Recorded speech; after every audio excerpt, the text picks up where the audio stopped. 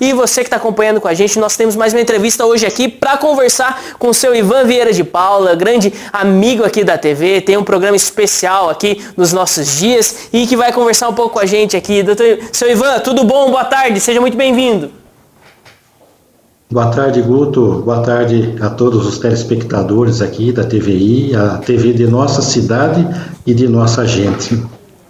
Muito bem, seu Ivan. Primeiro gostaria já de perguntar para o senhor, né? Hoje o tema que foi combinado aqui, né, seria para falar um pouco a respeito do espiritismo, da doutrina espírita, né? E eu queria já perguntar para o senhor primeiro, assim, a história pessoal, né? Em que momento isso entrou na vida do senhor? Foi algo familiar? Já vinha já dos seus pais? Foi um momento de descoberta? Como que foi? O meu momento de descoberta desta doutrina cristã por excelência e que apresentou um rumo novo para a minha vida, dando um sentido para a minha existência, ela aconteceu de uma maneira em que eu vivi talvez um dos momentos mais difíceis da minha vida, de natureza íntima, né, de foro íntimo. Já são 36 anos e eu vivi aquilo que hoje se convencionou pela medicina chamar de síndrome do pânico. Eu enfrentei durante alguns meses um estado emocional de medo da morte, mas de um jeito desesperador. Eu sentia que eu estava morrendo, não tinha dor, não tinha nenhuma coisa física que pudesse levar a esse entendimento, mas emocionalmente eu tinha dentro de mim a convicção que aquele era o momento da minha morte, que voltava a se repetir várias vezes ao dia, vários dias da semana, várias semanas do mês e por mais ou menos 8 meses consecutivos. Nossa. E eu que vivia uma situação de usar o álcool socialmente, no meu entendimento, e que passei a exagerar na quantidade do álcool para tentar amenizar aquele estado psicológico profundamente desequilibrado.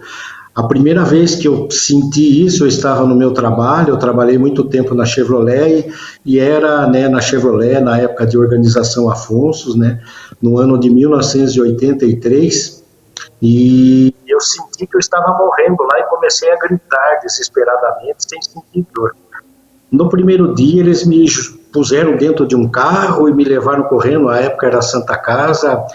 Passei na frente de muita gente que estava no pronto atendimento devido ao meu desespero e o choro e a certeza. Eu gritava, não deixe eu morrer, não deixe eu morrer. E aqueles que me levaram, os médicos já me levaram para um atendimento emergencial, avaliaram minha condição e disseram aparentemente naquele momento que não havia nada que pudesse demonstrar. Fizeram, acho que eletrocardiograma, eu não me lembro dos detalhes. E fui, né, medicado, sedado, na verdade, eles me sedaram para que eu saísse da crise que eu estava. Tive no dia seguinte novamente, voltei, precisaram me levar ao hospital e a situação foi ficando, né, complicada. E o outro médico também, a mesma coisa, até que no terceiro dia consecutivo o médico era o mesmo do primeiro atendimento. E eu olhando pelo vão da porta, quando ele me atendeu, me sedou, né, só que dessa vez com comprimido, da outra vez havia sido uma injeção, e ele olhou conversando com o pessoal, e pelo vão da porta eu vi ele fazer como se eu estivesse louco, né? Nossa. Então aquilo foi um trauma muito grande, então eu passei a exagerar nas doses do álcool, ia trabalhar, entrava em crise, ia para casa, de madrugada dava crise. Então foi um período de muita tormenta na minha existência, Guto. E na verdade procurei, né, recursos disponíveis naquele momento na medicina e tal, e não obtive resultado. Era uma luta, era um sofrimento. Quando que ia dar de novo, só de pensar se ia dar de novo dava. E quem sofre hoje de síndrome do pânico, eu entendo perfeitamente o que sente, sabe do que eu estou dizendo. Mas meu patrão era tão bom e confiava tanto em mim, gostava muito de mim, que ele comprou uma outra empresa em Santos, uma outra agência Chevrolet, e me convidou para que eu fosse embora com ele. Né? Quando ele me chamou na sala dele para fazer o convite, eu falei que eu achei que ele ia me mandar embora. Ele falou, puxa, porque eu sou um funcionário que não estava correspondendo. Eu ia trabalhar, segurava o máximo que eu podia, tinha que ir embora, voltava de tarde, ia embora. Mas ele me chamou, né? Eu tinha um cargo de gerência de um departamento. Ele falou, Ivan, eu falei, eu achei que ele ia me mandar embora, né? Com toda a razão. E ele me disse, olha, eu comprei uma agência Chevrolet em Santos e gostaria que você fosse embora comigo para ser meu braço direito em 2 departamentos que eu sabia cuidar, que era peças e serviços, que é a oficina, né? Eu falei, seu Afonso, mas olha, do jeito que eu tô, como é que o senhor quer que eu vá? Que o senhor falou, não importa, eu quero que você vá, eu quero que você vá, eu quero que você vá. E eu acabei indo. E minha mudança para Santos se deu de uma maneira que eu chegando lá, fiquei hospedado no hotel, ele ficou uma semana, depois ele vinha para Itapetininga, eu ficava lá cuidando, fui me envolvendo, e não tive mais nada, mesmo sem medicamento, Guto.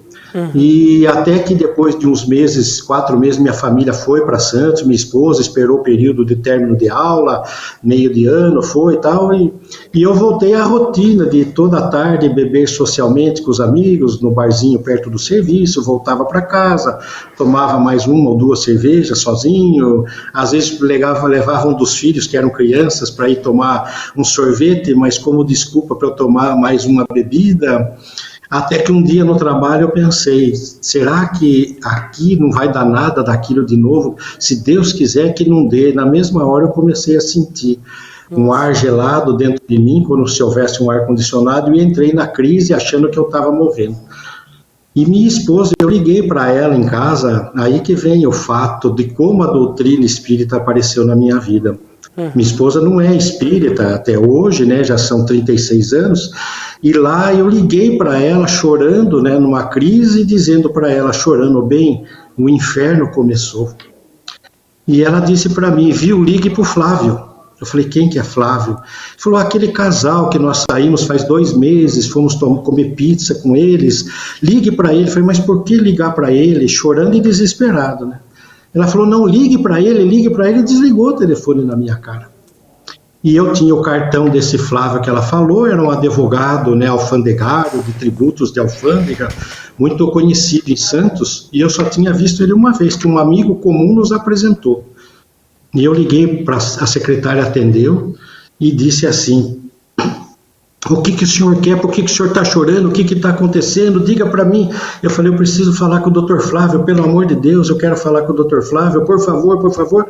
Eu acho que o meu desespero era tanto que ela transferiu de medo que acontecesse alguma coisa. E quando ele me atendeu, eu falei, aqui é o Ivan. Ele falou, ô Ivan, o que você precisa? Onde você está? Eu falei, eu estou no meu trabalho. Ele falou, eu sei onde é, já vou indo para aí.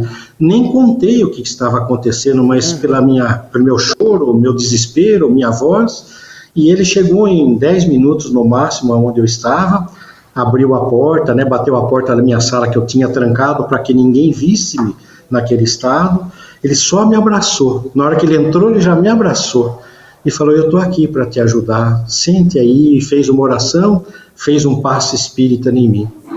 Aqui em Itapetininga eu tinha evitado o recurso de buscar, né, uma ajuda espiritual, porque eu tinha verdadeira aversão e nojo, na verdade a palavra certa é nojo, uma ojeriza do que fosse o espiritismo, mas não sabia o que era, não tinha nem a mínima noção. E lá, por causa dele ter me atendido e socorrido, na mesma hora eu fiquei bom. Assim, me serenei, acalmei-me. E daí ele falou, à noite eu vou passar na tua casa, eu vou deixar você vai comigo no centro espírita. E eu não me vi em outra condição de que alguém que me socorreu, eu dissesse que eu não iria, que eu não queria nem saber, e lá eu tive que ir a primeira vez, lá recebi, né, uma lição do Evangelho de Jesus, o que muito me surpreendeu, porque eu não sabia e nem imaginava sequer que o espiritismo fosse cristão por excelência. Fui atendido, harmonizei-me, depois de uns 3 meses que eu ia toda semana, meu patrão me chamou e falou, olha, eu vou vender a empresa de Itapetininga, quero que você volte para lá, você vai ficar lá para as pessoas que forem interessadas, veja se você conhece alguém, e acabei vindo achando que eu voltava para Santos, nem trouxe minha família. Mas aqui eu já busquei a Casa Espírita, o Centro Espírita Allan Kardec, foi recebido por uma pessoa notável chamada seu Alexandre Neri, já na dimensão espiritual, já desde 1995, e ali fui acolhido e foi me apresentado as lições cristãs trazidas pelo Cristo, numa visão de profunda espiritualidade, ditada por aqueles que hoje nós sabemos serem a prova da imortalidade da alma. Foi assim que eu conheci a doutrina espírita, Guto, e ali eu me encontrei porque eu passei a ter um sentido para a minha existência, e por ter encontrado Jesus de um jeito que eu imaginei que deveria ser. Muito bem, senhor Ivan. Acho que eu não esperava com essa pergunta aí ter, vamos dizer assim, todo esse trecho aqui da vida do senhor, esse coração aberto mesmo contando aqui pra gente, né? Mas é muito interessante conhecer muito dessa história. E assim, nesse trabalho, né, nesse envolvimento, nesse conhecimento, né, o que nós ouvimos falar principalmente, assim, pelo menos para quem não conhece, né, é uma ligação muito profunda também com as obras de caridade, né? O senhor podia trazer pra gente, vamos dizer assim, em que ponto fica isso, né? O senhor falou aqui dos ensinamentos da Bíblia, nos ensinamentos, vamos dizer assim, do Evangelho, e daí, a partir disso, né, nasce também essa necessidade do trabalho para o outro, do trabalho para os irmãos, como que é? A doutrina espírita, quando foi definida por Allan Kardec, que foi aquele que codificou, ele não é o criador do espiritismo, porque o espiritismo veio como uma proposta de Jesus, uma promessa dele, na verdade, quando ele diz que se nós acreditássemos nele e aceitássemos os seus ensinamentos, ele rogaria ao Pai que enviaria um outro Consolador para ficar conosco até o final dos tempos, mas não o fim do mundo, o final dos tempos, o fim dos tempos que ainda nós estamos vivenciando, em que o materialismo exacerbado nos torna imediatistas, egoístas, e por isso nos desviamos daquele sentido para o qual nós fomos criados, que é sermos úteis. Então a doutrina espírita é definida como uma ciência que trata da natureza, da origem, do destino dos espíritos, que somos todos nós no corpo e os que estão fora do corpo. Nós intercalamos tempos na realidade espiritual e mergulhamos num corpo para as experiências, como se vestíssemos um uniforme para vir para a escola da vida, onde as lições são mais preciosas, mais precisas, mais intensas para o nosso estágio espiritual. E é aqui que a lei divina tem mecanismos de nos conduzir a despertar em nós, né, fazer com que o germe do amor que está em todas as criaturas, já que a gente é criado pelo amor absoluto, né, pela inteligência suprema do universo. Então nós fomos criados para sermos úteis. Tanto que o próprio Cristo ensinava isso. Eu não vim para servir, para ser servido, eu vim para servir. Então a nossa função é ser útil ao nosso semelhante. E isso faz com que despertem os valores morais elevados, os sentimentos mais enobrecidos, que é a nossa destinação. Quando se fala da natureza, né, a nossa natureza espiritual, nossa origem divina, a nossa destinação à perfeição. Só que para isso nós precisamos de tempo. E para quem é imortal, tempo é oportunidade. Então, a reencarnação é que faz nós saímos do estado espiritual em que nos encontramos temporariamente, entre uma experiência e outra do corpo, aonde os conflitos de existência, os dramas de consciência nos atormentam pelos erros, e vir para o corpo esquecendo o que fizemos, mas não quem somos, nós continuamos sendo o que éramos. A nova experiência nos abre porta para nós despertarmos para aquilo que não conseguimos despertar. Se eu lembrasse quem eu fui, né, aonde eu vivi, com quem eu vivi, o que eu fiz, na verdade a reencarnação seria improdutiva, porque todo mundo lembraria. Então aqueles que eu aproveitei, que eu abusei, que eu roubei, que eu traí, que eu matei, que eu prejudiquei profundamente a vida, que eu tomei posses, que eu fui agressivo, lembrariam também, eu jamais teria a chance de recomeçar. E a prova disso, Guto, é que quando nós eu visitei durante 11 anos o presídio com a mensagem espírita, na mensagem espírita cristã.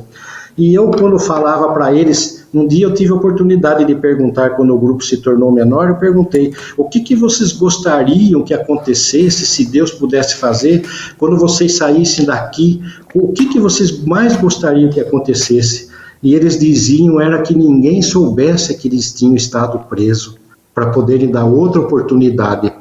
Aí está a prova de que ninguém pode lembrar de o que a gente fez, e nem nós mesmos, embora tragamos as tendências daquilo que a gente fez, os vícios que nos envolvemos, e ainda são as tentações que nós temos a serem vencidas, né? Então, por isso que o lema da doutrina espírita é a que diz assim: fora da caridade não há salvação. Ele não diz que você tem que ser espírita para ser salvo, não prega um proselitismo, né, um sectarismo, e é por isso que respeita todas as outras demais denominações religiosas, exatamente porque quem está no núcleo religioso e entende a proposta do seu núcleo, ele vai ser bom. E a proposta espírita é de que sejamos bons para o nosso semelhante. Não importa onde estejamos, não há necessidade de fazermos parte do grupo das fileiras espíritas, o que seria muito parcial, na verdade, né? Seria uma determinação divina com parcialidade. O nosso Deus seria injusto, porque quem não fosse espírita, ou como algumas religiões, quem não fosse cristão, quem não fosse evangélico, quem não fosse desse segmento, não encontra salvação, não condiz com o pensamento espírita. Porque nós achamos que o Deus, que é o Criador de todas as coisas, é um, e é o Criador de todas as coisas e de todos nós. Então não poderia haver privilégio, escolhas, parcialidade, não poderia. E isso Jesus deixou muito claro em todas as suas falas, né?